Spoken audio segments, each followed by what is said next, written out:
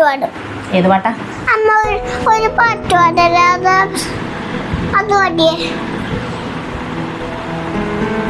അല്ലീളം പൂ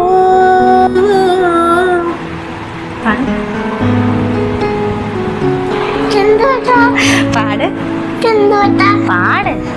എന്നാ വേണ്ട.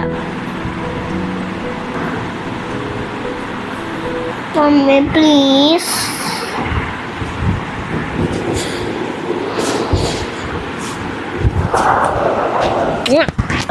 പൂലത്തുമ്പത്തിരുന്നു എലടും ചെല്ല പൈങ്കിളി,